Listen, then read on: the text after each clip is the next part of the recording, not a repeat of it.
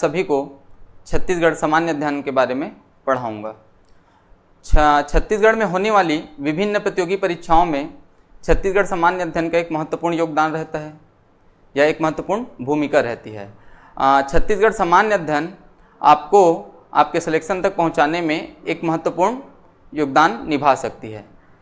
अगर हम छत्तीसगढ़ पढ़ना शुरू करें तो सबसे पहले अगर छत्तीसगढ़ की विषय वस्तु की बात करें अर्थात सिलेबस की बात करें तो छत्तीसगढ़ में हमें छत्तीसगढ़ के इतिहास की जानकारी रखना है। छत्तीसगढ़ के इतिहास के बाद छत्तीसगढ़ के भौगोलिक अवस्था के बारे में जानना है।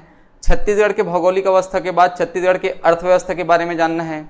छत्तीसगढ़ के अर्थव्यवस्था के बाद छत्तीसगढ़ के प्रशासनिक ढांचा को समझना है। छत्तीसगढ़ के जनजाति के बारे में जानना है। छत्तीसगढ़ की लोक कला, लोक संगीत, साहित्य के बारे में जानना है।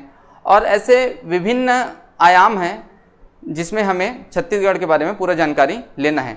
लेकिन इन सभी चीज़ों को पढ़ने से पहले हमें छत्तीसगढ़ के स्थानों से रूबरू होना पड़ेगा, अर्थात छत्तीसगढ़ के संभाग, छत्तीसगढ़ के जिला, छत्तीसगढ़ के तहसीलों से मतलब तहसीलों की हमें जानकारी लेनी होगी। तो इन सभी चीज़ों की जानकारी लेने के लिए सबसे पहले हमें छत्तीसगढ़ के मैप का ज्ञान होना चाहिए, अर्थात मानचित्र का ज्ञान होना चाहिए। तो जैसे कि आज हम छत्तीसगढ़ शुरू करेंगे तो हम सबसे पहले चर्चा करेंगे छत्तीसगढ़ के संभाग के बारे में। संभाग देखने के बाद हम देखेंगे छत्तीसगढ़ के जिला के बारे में, अर्थात सभी संभागों का गठन कब हुआ, उसके बाद सभी जिलों का गठन कब हुआ, उसके बाद छत्तीसगढ़ के भौगोलिक सीमा रेखा के बारे में बात करेंगे। और आज के क्लास का अंतिम टॉपिक होगा छत्तीसगढ़ के भू आवष्टिक जिले। तो जैसे शुरू करें तो सबसे पहला टॉपिक अगर शुरू करें हम तो छत्तीसगढ़ का संभाग। अगर छत्तीसगढ़ के संभाग की बात करें तो देखो मैं छत्तीसगढ़ यहाँ पे बना रहा हूँ, छत्तीसगढ़ का मैप।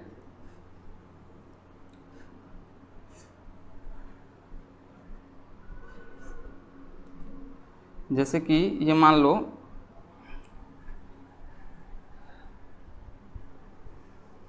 ये आपका छत्तीसगढ़ है। अगर इसको मान के चले कि ये छत्तीसगढ़ है तो छत्तीसगढ़ में कुल संभागों की संख्या है 5। छत्तीसगढ़ में कुल संभागों की संख्या है 5, 1 2 3 4 और ये 5, 1 2 3 4 5। ठीक, अगर छत्तीसगढ़ के संभागों की बात करें तो छत्तीसगढ़ में कुल 5 संभाग है। जैसे सबसे पहले है आपका रायपुर, रायपुर के बाद है बिलासपुर, बिलासपुर के बाद आएगा आपका बस्तर, बस्तर के बाद हम देखेंगे सरगुजा, सरगुजा के बाद देखेंगे हम दुर्ग। रायपुर, बिलासपुर, बस्तर, सरगुजा, दुर्ग। ठीक, अगर इन 5 संभागों की बात करें और इन 5 संभागों को अगर मैप के अनुसार देखें तो सबसे पहले देखें कि यहां से यहां तक ये हो जाएगा आपका बस्तर संभाग। उसके बाद ये हो जाएगा आपका एक भाग हो जाएगा आपका दुर्ग संभाग और एक भाग हो जाएगा आपका रायपुर संभाग। उसके बाद यहां से ये वाला भाग हो जाएगा आपका बिलासपुर संभाग और ऊपर वाला जो संभाग बचता है वो हो जाएगा सरगुजा संभाग। ठीक, अगर हम ऊपर से नीचे आए तो सबसे ऊपर है सरगुजा संभाग, सबसे ऊपर है सरगुजा संभाग। सरगुजा संभाग के नीचे है बिलासपुर संभाग। बिलासपुर संभाग के नीचे 2 संभाग, जिसमें से एक है आपका रायपुर संभाग और एक है आपका दुर्ग संभाग। और दुर्ग और रायपुर के नीचे है एक संभाग जो है बस्तर संभाग। ठीक, तो देखो सबसे ऊपर सरगुजा संभाग, सरगुजा के नीचे बिलासपुर संभाग, बिलासपुर के नीचे 2 संभाग, एक है आपका रायपुर और एक है आपका दुर्ग। रायपुर और दुर्ग के नीचे है बस्तर संभाग। ठीक, अगर ये 5 संभाग में क्षेत्रफल की दृष्टिकोण से, इन 5 संभाग में क्षेत्रफल के दृष्टिकोण से सबसे बड़ा संभाग की बात करें तो है बस्तर। अगर क्षेत्रफल के दृष्टिकोण से सबसे छोटे संभाग की बात करें तो है दुर्ग। ठीक, पहला पॉइंट। दूसरा पॉइंट, जनसंख्या के दृष्टिकोण से सबसे बड़ा संभाग पूछेगा तो बिलासपुर, और जनसंख्या के दृष्टिकोण से सबसे छोटा संभाग पूछेगा तो बस्तर। ठीक, अगर सबसे प्राचीनतम संभाग पूछेगा, मतलब सबसे पुराना संभाग पूछेगा तो रायपुर। पुराना संभाग मतलब सबसे छत्तीसगढ़ में बना हुआ सबसे पहला संभाग पूछेगा तो रायपुर, और छत्तीसगढ़ में सबसे नवीनतम संभाग पूछेगा तो दुर्ग। जैसे प्राचीन और नवीनतम की बात करें तो जो रायपुर संभाग है, रायपुर संभाग का गठन हुआ था, रायपुर संभाग का गठन हुआ था 1862 में। रायपुर संभाग का गठन हुआ था 1862 में। रायपुर संभाग के बाद बिलासपुर संभाग बना था, बिलासपुर संभाग का गठन हुआ था 1956 में। ठीक, बिलासपुर संभाग के बाद बस्तर संभाग बना था 1981 में, और बस्तर संभाग के बाद सरगुजा संभाग बना था 2008 में। सरगुजा संभाग के बाद दुर्ग संभाग बना था 2013 में। तो सबसे पुराना या प्राचीनतम संभाग रायपुर, सबसे नवीनतम संभाग दुर्ग, जनसंख्या के दृष्टिकोण से सबसे बड़ा संभाग बिलासपुर, जनसंख्या के दृष्टिकोण से सबसे छोटा संभाग बस्तर, क्षेत्रफल के दृष्टिकोण से सबसे बड़ा संभाग बस्तर, क्षेत्रफल के दृष्टिकोण से सबसे छोटा संभाग दुर्ग। संभाग में आपको इतने पॉइंट को नोट करना है। मैं यहां लिख नहीं रहा हूं, लेकिन आप उस चीज को नोट करेंगे। ठीक है, ये तो हो गया संभाग के बारे में। एक संभाग रायपुर, एक संभाग बिलासपुर, बस्तर, सरगुजा, दुर्ग। अगर संभाग में जिलों की संख्या की बात करें, अगर संभाग में जिलों की संख्या की बात करें तो याद रखना बस्तर संभाग में कुल जिलों की संख्या है 7। बस्तर संभाग में कुल जिलों की संख्या है 7। दुर्ग संभाग में कुल जिलों की संख्या है 5। रायपुर संभाग में भी कुल जिलों की संख्या है 5। बिलासपुर संभाग में भी कुल जिलों की संख्या आपको याद रखना है 5, और सरगुजा संभाग में भी कुल जिलों की संख्या है 5। अर्थात बस्तर संभाग को छोड़ दे तो बाकी 4 संभागों में जिलों की संख्या है 5-5, और बस्तर संभाग में कुल जिलों की संख्या है 7। लेकिन अभी वर्तमान में 15 अगस्त 2019 को घोषणा हुआ था कि बिलासपुर में एक स्थान है गौरेला पेंड्रा मरवाही, जो पहले बिलासपुर जिले में आता था, उसे 15 अगस्त 2019 को घोषणा करके यह घोषणा किया गया कि गौरेला पेंड्रा मरवाही को एक अलग जिला बनाया जाएगा, और उसका गठन किया गया 10 फरवरी 2020 को। तो घोषणा कब किया गया गौरेला पेंड्रा मरवाही के लिए? तो 15 अगस्त 2020, और गठन कब हुआ? तो 15 अगस्त 2019 को घोषणा हुआ और 10 फरवरी 2020 को गठन हुआ। इतना याद रखना। तो देखो मतलब यहां पे हो जाएगा 5+1, मतलब बिलासपुर में जिलों की संख्या हो जाएगा, बिलासपुर संभाग में जिलों की संख्या हो जाएगा 6। ठीक, तो ये तो रहा आपका संभाग के बारे में, ये तो रहा आपका संभाग के बारे में। अगर संभाग से ही हम जिला बनाएंगे, संभाग से ही जिला बनाएंगे, तो देखो बस्तर संभाग में कुल जिलों की संख्या है 7। सबसे पहले 1948 में बना आपका बस्तर, फिर बस्तर 2 भागों में विभाजित हुआ और बस्तर से अलग होके 1998 में बना, एक तो कांकेर बना और एक बना आपका दंतेवाड़ा। फिर 2007 में बस्तर जिले से अलग होकर नारायणपुर जिला बना, और 2007 में ही दंतेवाड़ा से अलग होके बीजापुर जिला बना। उसके बाद 2012 में बस्तर जिले से अलग होके कोंडागांव जिला बना, और दंतेवाड़ा जिले से अलग होके सुकमा जिला बना 2012 में ही। तो सबसे पहले हम बस्तर जिले को देखते हैं। बस्तर जिले में अगर मैं बस्तर जिले की बात करूं तो याद रखना, कुछ डेट याद रखना है अपने को। जैसे 1948 में बस्तर बना, तो देखो 1948 में पूरा भाग बस्तर था, समझना बात को। 1948 तक ये पूरा भाग बस्तर जिला था। 1948 के बाद 1998 में बस्तर 2 भागों में विभाजित हुआ, बस्तर दो भागों में विभाजित हुआ और बस्तर से अलग होकर एक जिला बना कांकेर और एक जिला बना दंतेवाड़ा। तो देखिए 1948 तक ये था आपका बस्तर, फिर 1998 में इसको दो भाग में विभाजित किए। 1998 में दो भाग में विभाजित किए तो एक भाग ये हो गया और एक भाग ये हो गया। तो ऊपर वाला हिस्सा हो गया कांकेर, बीच वाला हिस्सा हो गया आपका बस्तर, नीचे वाला हिस्सा हो गया आपका दंतेवाड़ा। मतलब ये क्या हो गया आपका कांकेर, ये हो गया आपका बस्तर और बीच वाला जो हिस्सा है वो हो गया आपका दंतेवाड़ा। बीच वाला हिस्सा क्या हो गया दंतेवाड़ा। अब देखिए 1998 तक कुल 3 जिले बस्तर संभाग में। 1998 के बाद 2007 में बस्तर संभाग में 2 और नए जिलों का गठन हुआ, जिसमें से एक जिला बना बस्तर से अलग होकर नारायणपुर। ये देखिए बस्तर वाले भाग को 2 भाग में विभाजित कर दिए, तो ये वाला बन गया आपका नारायणपुर और जो 2 पैरेलल लाइन खींचेंगे एक बन गया आपका बीजापुर। ये क्या हो गया आपका बीजापुर। ठीक, एक जिला बन गया नारायणपुर, एक जिला बन गया बीजापुर। ठीक, नारायणपुर बना बस्तर से अलग होके, बीजापुर बना दंतेवाड़ा से अलग होके। मतलब 2007 में एक नारायणपुर और एक बीजापुर। ठीक, फिर 2012 में बस्तर संभाग में 2012 में और 2 नए जिले का गठन हुआ। तो देखिए ये नारायणपुर जिला और ये बीजापुर जिला। नारायणपुर और बीजापुर, यहाँ पे देखिए एक गेप है जो कि बस्तर को जोड़ रहा है, बस्तर जिले को जोड़ रहा है बीजापुर से। ठीक, तो इस वाले पॉइंट से एक हम नए जिले का गठन करेंगे। तो एक जिला हो जाएगा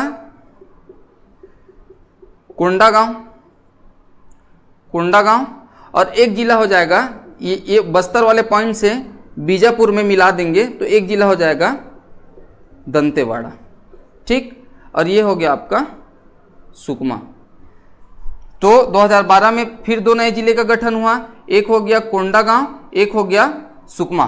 तो देखिए बस्तर संभाग में कुल जिलों की संख्या 7, जिसमें से 1948 में बना बस्तर जिला। 1948 में बस्तर जिला बनने के बाद बस्तर जिले को 1998 में 2 भागों में बांटा गया, जिसमें से एक भाग को बनाया गया 1998 में कांकेर और एक भाग को बनाया गया 1998 में दंतेवाड़ा। ठीक, फिर 2007 में बस्तर अलग होके फिर बस्तर को एक भाग में विभाजित किया गया और 2007 में नारायणपुर जिले का गठन किया गया और 2007 में ही दंतेवाड़ा को फिर एक भाग में विभाजित किया गया और एक नए जिले का गठन किया गया जिसका नाम है बीजापुर। उसके बाद बस्तर को फिर एक भाग में विभाजित किया गया, तो 2012 में कोंडागांव जिले का गठन किया गया और दंतेवाड़ा को एक भाग में विभाजित करके सुकमा जिले का गठन किया गया 2012 में। याद रखिए कांकेर जिला बनने के बाद कभी भी विभाजित नहीं होगा, कांकेर जिला बनने के बाद कभी भी विभाजित नहीं होगा, किंतु बस्तर जिला बनने के बाद बस्तर जिला 3 बार विभाजित होगा। एक तो 1998 में विभाजित होकर दंतेवाड़ा और कांकेर बनाएगा, फिर बस्तर जिला 2007 में एक बार विभाजित होगा और बस्तर से अलग होकर नारायणपुर जिला बनेगा, फिर बस्तर जिला 2012 में एक बार और विभाजित होगा और बस्तर से अलग होकर कोंडागांव बनाएंगे। ठीक उसी प्रकार दंतेवाड़ा जिला अपने गठन के बाद 2 बार विभाजित होगा, जिसमें से एक बार 2007 में दंतेवाड़ा से अलग होकर बीजापुर बनेगा और 2012 में दंतेवाड़ा से अलग होकर सुकमा जिला बनेगा। तो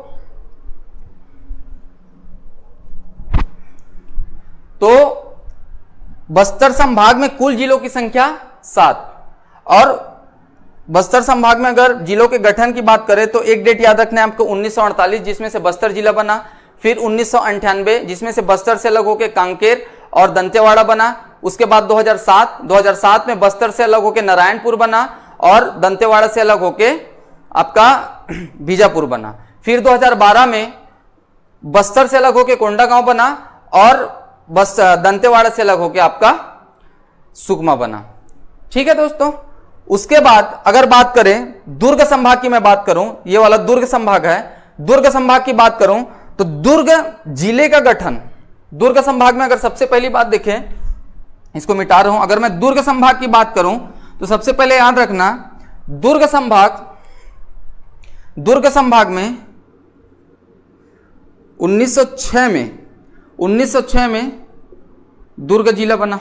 मतलब 1906 में ये वाला पूरा भाग दुर्ग जिला था। ठीक, दुर्ग जिला काफी बड़ा था, इसलिए प्रशासन में असुविधा होने के कारण 1973 में दुर्ग को विभाजित कर राजनांदगांव जिले का गठन किए। राजनांदगांव मतलब ये हो गया आपका दुर्ग और ये हो गया आपका राजनांदगांव 1973 में। 1973 के बाद 1998 में राजनांद जिले का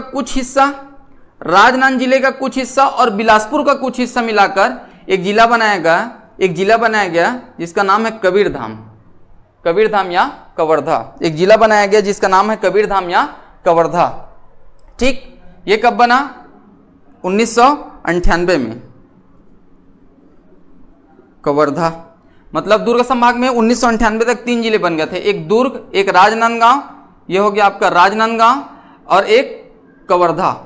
उसके बाद 2012 में फिर 2 नए जिले का गठन किया गया।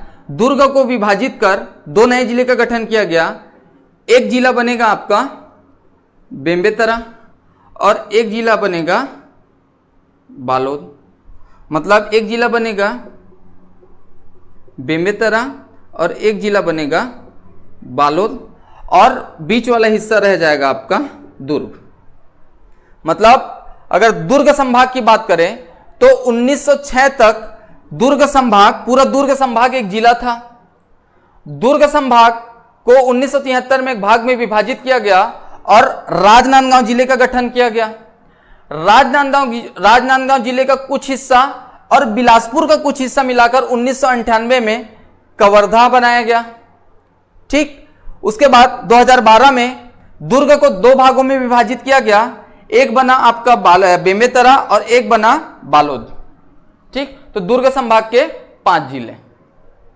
याद रखना यहां पे जो दुर्ग है वह कवर्धा को स्पर्श नहीं करता। मतलब कवर्धा के नीचे लाइन से हम दुर्ग के लिए लाइन खींचेंगे। ठीक, उसके बाद अगर रायपुर संभाग की बात करें तो 1861 में रायपुर जिले का गठन हुआ था। 1861 में रायपुर जिले के गठन के बाद अगर मैं बात करूं, देखो ये वाला पॉइंट है दुर्ग के ऊपर वाले लाइन से एक पॉइंट लेंगे और इसे यहां तक लाएंगे तो ये बन गया आपका बलौदा बाजार।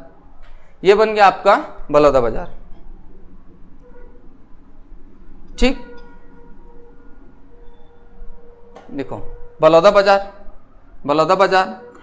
बाजार के बाद यहां से एक लाइन लेंगे, ये वाला लाइन, और ये एक लाइन हो जाएगा और यहां से इसको एक भाग में विभाजित कर देंगे। ठीक, एक भाग में विभाजित कर देंगे। देखिए ये हो गया आपका बलौदा बाजार के बाद हो जाएगा ये ऊपर वाला हिस्सा महासमुंद, नीचे वाला हिस्सा हो जाएगा गरियाबंद, ये हिस्सा हो जाएगा आपका रायपुर और ये हो जाएगा आपका धमतरी। ठीक, तो बिलासपुर संभाग में कुल जिलों की संख्या 5। यहां देखिए बिलासपुर संभाग में कुल जिलों की संख्या 5। 1861 में कौन सा जिला बना? रायपुर। 1861 के बाद सीधे 1998 में रायपुर 2 भागों में विभाजित हुआ और 2 नए जिले का गठन किए। एक है हमारा महासमुंद और एक जिला है धमतरी। 1998 के बाद 2012 में 2 जिले का गठन किए। 1912 में 2 जिले का गठन किए। 1912 में अगर 2 जिले का गठन किए तो कौन कौन सा है? एक है आपका बलौदा जो कि रायपुर से अलग होकर बना है, और एक है आपका गरियाबंद, ये भी रायपुर से अलग होकर बना है। मतलब यहाँ पे याद रखना, 1861 में रायपुर एक जिला, 1861 के बाद 1998 में रायपुर दो भागों में विभाजित हुआ, एक महासमुंद बना और एक धमतरी बना। ये हो गया आपका महासमुंद, ये हो गया आपका धमतरी। उसके बाद 2012 में रायपुर से ही अलग होके बलौदाबाजार और गरियाबंद जिले का गठन किए। ठीक, अब अगर बात करें बिलासपुर संभाग की, तो बिलासपुर संभाग को समझने के लिए याद रखना बलौदाबाजार को बेस बनाना, बलौदाबाजार को। ठीक, बलौदाबाजार से एक पॉइंट लेके हम सीधा बॉर्डर में लाएंगे। ठीक, बलौदाबाजार से फिर एक पॉइंट लेंगे, उसको ऊपर वाले संभाग से मिला देंगे। ठीक, और बलौदाबाजार से एक सीधा लाइन लेंगे। ठीक है, देखिए बलौदाबाजार से 3 लाइन, एक लाइन बॉर्डर में जाएगा, एक लाइन ऊपर वाले संभाग में जाएगा और एक सीधा लाइन। बीच वाले भाग को बीच से एक भाग से विभाजित कर देंगे। ठीक है, तो देखिए ये वाला जो हिस्सा है ये हो जाएगा मुंगेली, ये वाला जो हिस्सा है ये हो जाएगा बिलासपुर, ये वाला जो हिस्सा दिख रहा है ये हो जाएगा आपका जांजगीर चांपा, और ऊपर वाला हिस्सा हो जाएगा कोरबा, और जो लास्ट हिस्सा है वो हो जाएगा रायगढ़। ठीक, तो बिलासपुर संभाग में 5 जिले, मुंगेली, बिलासपुर, कवर्धा, जांजगीर चांपा और रायपुर। ठीक, अगर इनके डेट की बात करें तो देखो बिलासपुर, जब रायपुर जिला बना था ना 1861 में, तभी बिलासपुर भी जिला बन गया था। तो 1861 में बिलासपुर एक जिला बना।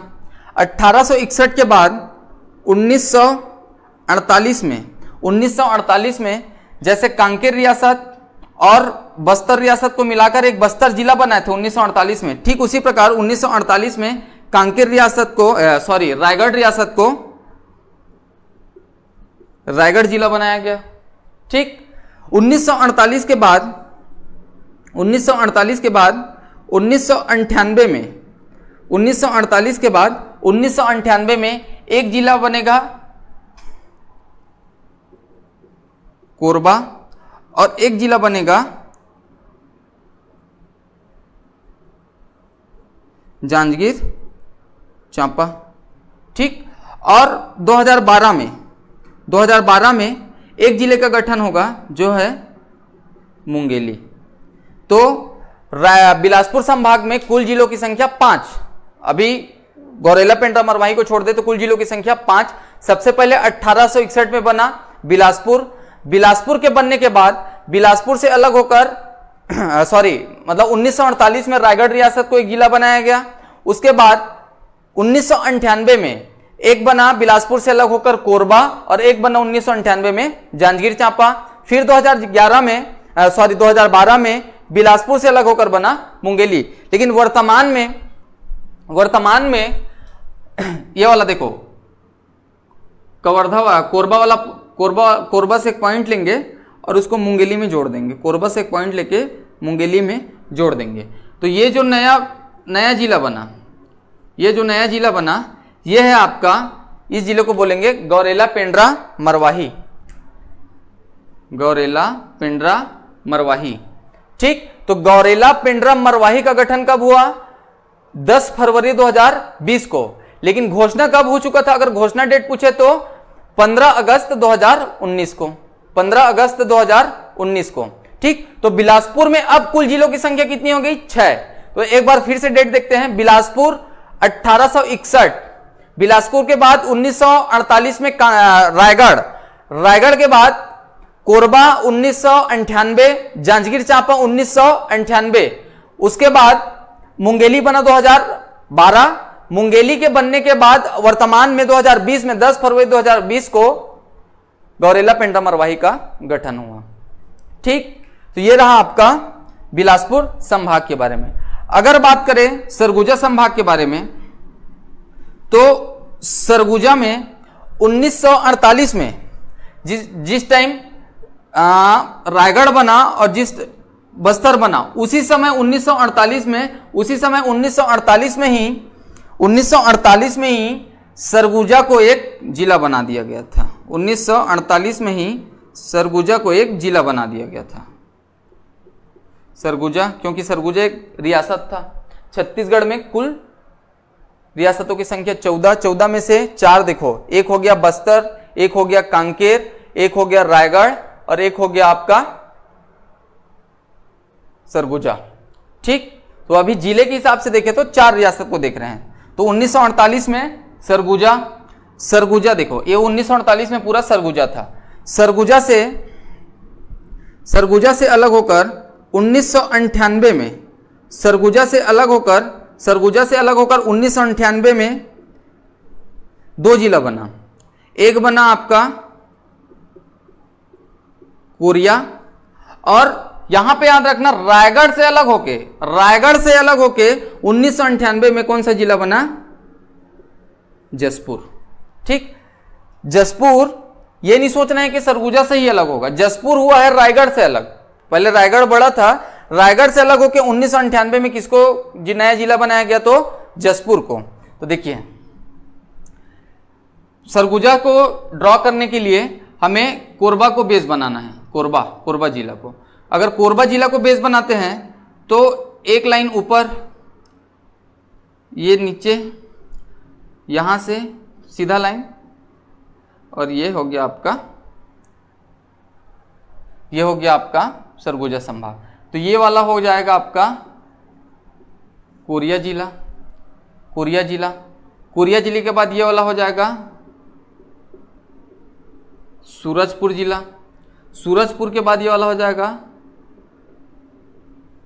बलरामपुर जिला, बलरामपुर के बाद ये वाला जिला हो जाएगा सरगुजा, और ये हो जाएगा जसपुर जिला।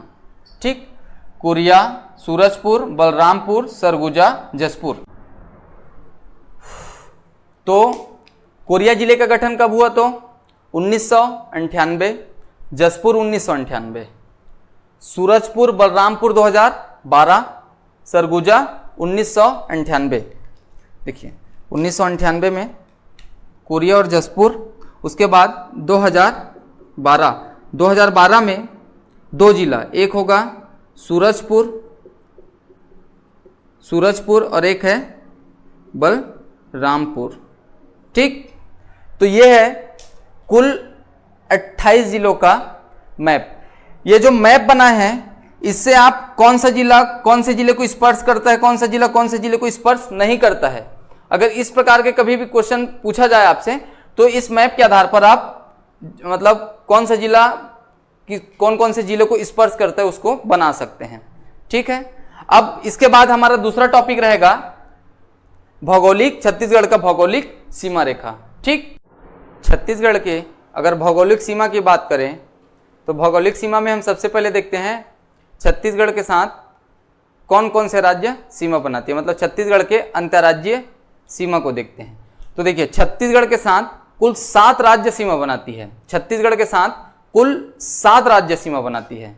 तो देखिए कैसे उसको देखना है कि छत्तीसगढ़ के साथ कुल 7 राज्य सीमा बनाती है। उसमें से सबसे पहला पॉइंट देखना है हमको कि ये जसपुर है, जसपुर से लेकर सुकमा तक, जसपुर से लेकर सुकमा तक, मतलब जसपुर 1, रायगढ़ 2, महासमुंद 3, गरियाबंद 4, धमतरी 5, कोंडागांव 6, बस्तर 7 और सुकमा 8। जसपुर से लेकर सुकमा तक उड़ीसा छत्तीसगढ़ के साथ सीमा बनाती है, मतलब ये वाला बॉर्डर पूरा उड़ीसा सीमा बनाती है।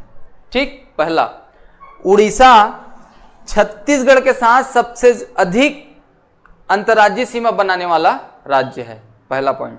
ठीक, देखिए ये सुकमा है, सुकमा में केवल आंध्र प्रदेश सुकमा में केवल आंध्र प्रदेश एक ही जिले के साथ सीमा बनाएगा, वो है सुकमा। ठीक, इस प्रकार से आंध्र प्रदेश छत्तीसगढ़ के साथ सबसे कम अंतर्राज्यीय सीमा बनाने वाला राज्य है। देखो सबसे अधिक सीमा बनाने वाला राज्य उड़ीसा, जसपुर से लेकर सुकमा तक कुल 8 जिलों के साथ सीमा बनाते हैं। ठीक उसी प्रकार, ठीक उसका उल्टा कर बोले तो आंध्र प्रदेश छत्तीसगढ़ के साथ सबसे कम अंतर्राज्यीय सीमा बनाती है, केवल सुकमा जिले के साथ। ठीक, तीसरा देखिए, ये बीजापुर, तो बीजापुर से लेकर सुकमा तक, यहां से लेकर यहां तक, मतलब बीजापुर से लेकर सुकमा तक तेलंगाना 2 जिलों के साथ सीमा बनाती है, एक है बीजापुर और एक है सुकमा। ठीक, उसके बाद देखिए बीजापुर, नारायणपुर, कांकेर और राजनांदगांव, मतलब बीजापुर, नारायणपुर, कांकेर, राजनांदगांव, इन 4 जिलों के साथ महाराष्ट्र सीमा बनाती है। 4 जिलों के साथ महाराष्ट्र सीमा बनाती है। ठीक,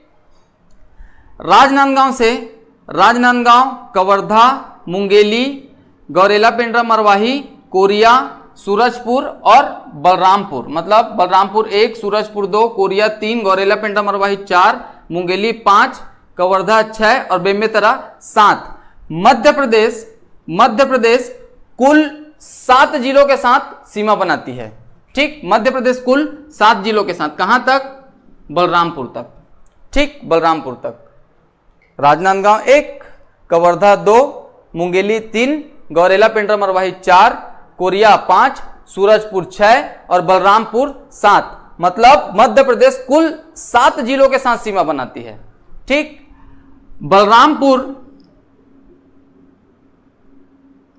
बलरामपुर में केवल यूपी सीमा बनाती है, यूपी, उत्तर प्रदेश।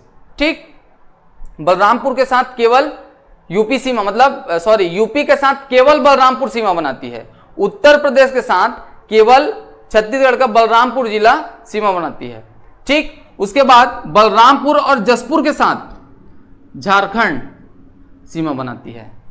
ठीक, देखिए जसपुर से सुकमा उड़ीसा सीमा बनाएगी।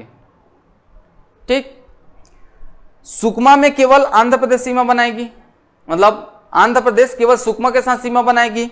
उसके बाद बीजापुर और सुकमा के साथ तेलंगाना सीमा बनाएगी। फिर बीजापुर, नारायणपुर, कांकेर और राजनांदगांव के साथ महाराष्ट्र सीमा बनाएगी, मतलब कुल 4 जिलों के साथ महाराष्ट्र सीमा बनाएगी। फिर राजनांदगांव, कवर्धा, मुंगेली, गौरेला पेंड्रा मरवाही, कोरिया, सूरजपुर और बलरामपुर के साथ, अर्थात कुल 7 जिलों के साथ मध्य प्रदेश सीमा बनाएगी। बलरामपुर के साथ, मतलब यूपी केवल बलरामपुर के साथ सीमा बनाएगी और बलरामपुर और जसपुर के साथ झारखंड सीमा बनाएगी।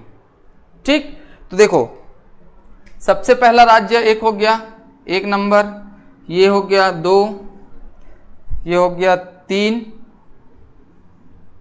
4,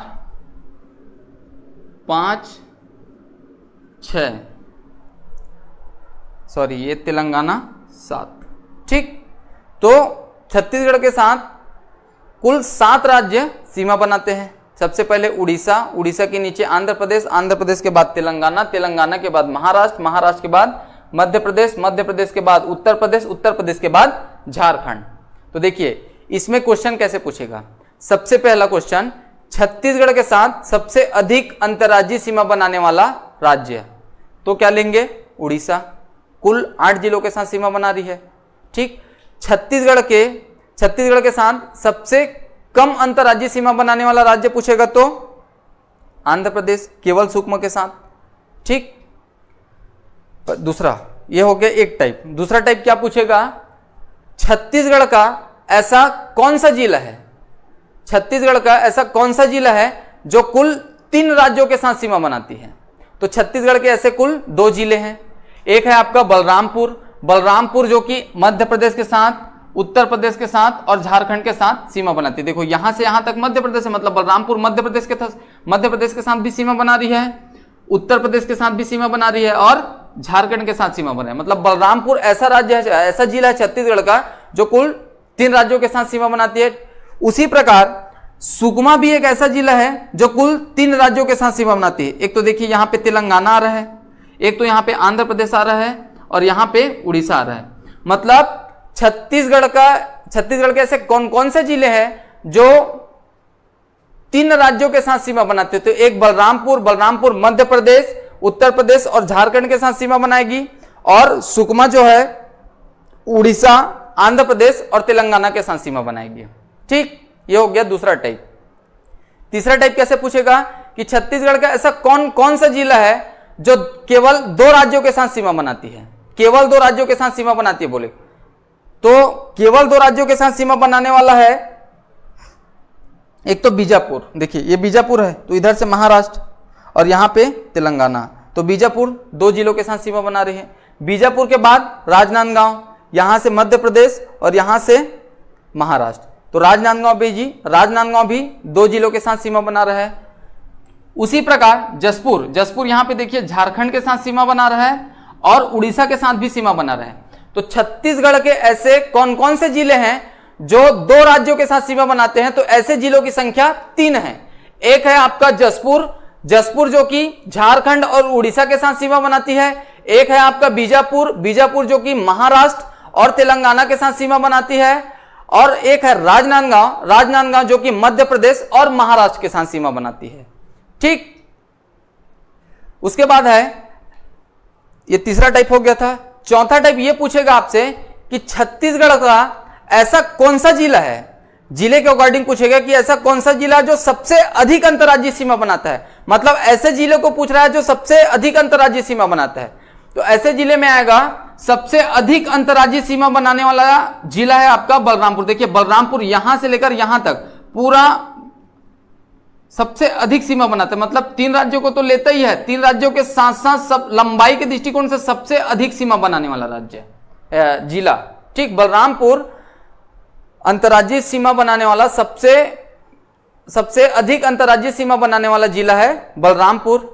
उसी प्रकार सबसे कम अंतर्राज्यीय सीमा बनाने वाला अगर जिले की बात करेगा तो सबसे कम अंतर्राज्यीय सीमा बनाने वाला है धमतरी। देखिए बस इतना ही छोटा सा। ठीक, तो सबसे अधिक अंतर्राज्यीय सीमा बनाने वाला बलरामपुर, सबसे कम अंतर्राज्यीय सीमा बनाने वाला बीजापुर। ठीक, एक क्वेश्चन ऐसे पूछेगा आपसे कि छत्तीसगढ़ जिन राज्यों के साथ अंतर्राज्यीय सीमा बनाती है उसमें से क्षेत्रफल की दृष्टिकोण से सबसे बड़ा राज्य कौन सा है? एक तो यह पूछेगा कि छत्तीसगढ़ जिन 7 राज्यों के साथ सीमा बनाती है उन 7 राज्यों में सबसे अधिक क्षेत्रफल वाला राज्य कौन सा है, और एक पूछेगा आपका सबसे कम क्षेत्रफल वाला राज्य कौन सा है। तो देखिए अगर मैं इसको, अच्छा एक चीज याद रखना, छत्तीसगढ़ का कुल क्षेत्रफल है 1,35,192 वर्ग किलोमीटर। छत्तीसगढ़ का कुल क्षेत्रफल है 1,35,192 वर्ग किलोमीटर। मतलब छत्तीसगढ़ क्षेत्रफल की दृष्टिकोण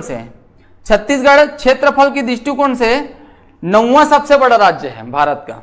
छत्तीसगढ़ क्षेत्रफल की दृष्टिकोण से 9वां सबसे बड़ा राज्य है। छत्तीसगढ़ का क्षेत्रफल है 1,35,192 वर्ग किलोमीटर। 1,35,192 वर्ग किलोमीटर के अकॉर्डिंग अगर देखें तो छत्तीसगढ़ 9वां सबसे बड़ा राज्य है। तो हमको यह भी पता होना चाहिए कि 1 से लेकर 8 तक और हमसे बड़े कौन से राज्य हैं। ठीक, हमसे बड़े मतलब छत्तीसगढ़ से और कौन कौन सा बड़ा राज्य है, तो सबसे पहले उसको देखते हैं। अगर मैं बात करूं, ये भारत है, भारत का नक्शा सबको पता होगा, ये भारत मान लो। भारत में देखिए क्षेत्रफल की दृष्टिकोण से सबसे बड़ा राज्य है आपका राजस्थान। राजस्थान के बाद क्षेत्रफल की दृष्टिकोण से सबसे बड़ा राज्य है मध्य प्रदेश। मध्य प्रदेश के बाद क्षेत्रफल की दृष्टिकोण से है सबसे बड़ा महाराष्ट्र। महाराष्ट्र के बाद क्षेत्रफल की दृष्टिकोण से सबसे बड़ा है उत्तर प्रदेश। उत्तर प्रदेश के बाद गुजरात। गुजरात के बाद कर्नाटक। कर्नाटक के बाद आंध्र प्रदेश।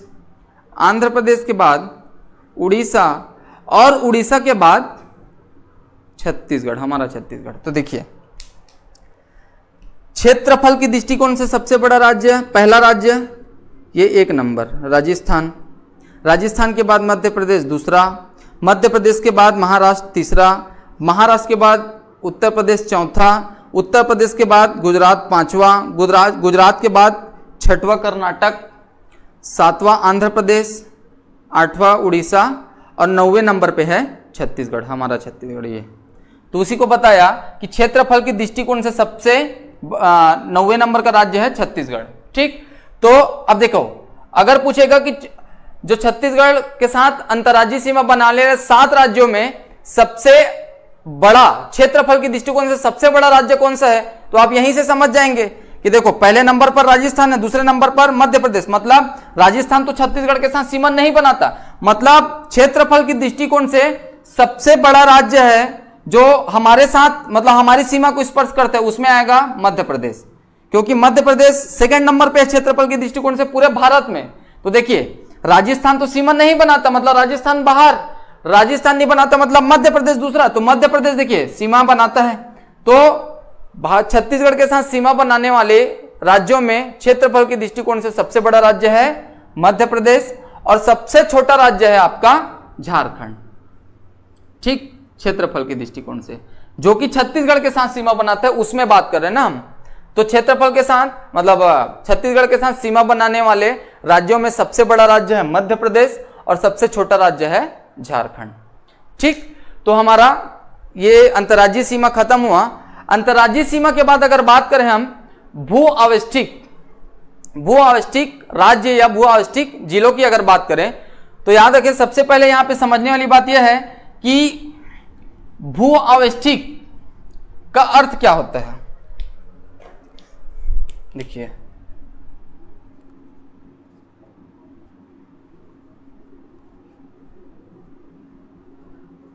भू आवष्टिक, सबसे पहले देखिए छत्तीसगढ़ एक पूर्णतः भू आवष्टिक राज्य है। ठीक, भू आवष्टिक का शाब्दिक अर्थ यह है या उसका अर्थ यह है कि ऐसा कोई भी राज्य जो किसी भी समुद्री तट को या फिर किसी भी अंतर्राज्यीय सीमा को स्पर्श न करे, ऐसे राज्यों को हम भू आवष्टिक राज्य कहेंगे। तो देखिए अगर आप इंडिया का मैप देखेंगे ना, तो छत्तीसगढ़ ना तो किसी दूसरे देश को टच करता है, मतलब कि ना कोई भी अंतर्राज्यीय सीमा के साथ नहीं मिला है और न ही छत्तीसगढ़ किसी समुद्र को स्पर्श करता है, समुद्र तट को स्पर्श करता है, इसीलिए छत्तीसगढ़ एक भू आवष्टिक राज्य है, पहला पॉइंट। दूसरा पॉइंट, अगर जिले के परिप्रेक्ष्य में देखें कि मतलब भू आवष्टिक जिले का अर्थ क्या होगा, तो ऐसा कोई भी जिला जो दूसरे राज्यों को स्पर्श न करे या किसी समुद्री तट को स्पर्श न करे, ऐसे जिलों को हम भू आवष्टिक जिला कहेंगे। तो छत्तीसगढ़ तो समुद्र, कहीं भी समुद्र को टच नहीं करता, तो समुद्र तो ऐसे बाहर हो जाता है। तो सिर्फ हमको देखना है भू आवष्टिक जिले में कि ऐसा कोई भी जिला जो दूसरे राज्य को स्पर्श न करे, ऐसे जिले को हम भू आवष्टिक जिला कहेंगे। और जो दूसरे जिले मतलब दूसरे राज्य को स्पर्श करे, जो भी जिला दूसरे राज्य को स्पर्श करेगा, ऐसे जिले को हम सीमावर्ती जिला कहेंगे। तो छत्तीसगढ़ में अभी वर्तमान में छत्तीसगढ़ में कुल भू आवष्टिक जिलों की संख्या है 10। छत्तीसगढ़ में कुल भू आवष्टिक जिलों की संख्या है 10। अब देखिए कौन कौन से भू आवष्टिक जिले हैं। देखिए छत्तीसगढ़ में कुल भू आवष्टिक जिलों की संख्या है 10। अब छत्तीसगढ़ में कुल जिलों की संख्या 28 में 10 घटाएंगे तो सीमावर्ती जिलों की संख्या कितना हो जाएगा 18। देखिए भू आवष्टिक, तो भू आवष्टिक में सबसे पहले देखेंगे भू आवष्टिक जिलों की संख्या है 10 और सीमावर्ती जिलों की संख्या है 18। ठीक, तो हम बात करेंगे भू आवष्टिक जिलों की। देखिए सरगुजा किसी भी राज्य को स्पर्श नहीं करता, केवल जिलों को स्पर्श करता है। सरगुजा जसपुर को स्पर्श करता है, बलरामपुर को, रायगढ़ को, कोरबा, सूरजपुर। तो देखिए सरगुजा एक भू आवष्टिक जिला हुआ। सरगुजा के बाद कोरबा एक भू आवष्टिक जिला हुआ। कोरबा के बाद जांजगीर चांपा एक भू आवष्टिक जिला हुआ। अभी गौरेला पेंड्रा मरवाही के बनने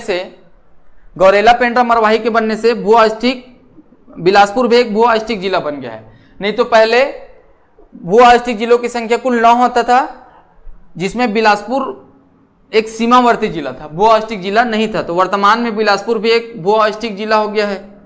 बेमेतरा एक भू आवस्थिक जिला है, दुर्ग एक भू आवस्थिक जिला है, बालोद एक भू आवस्थिक जिला है।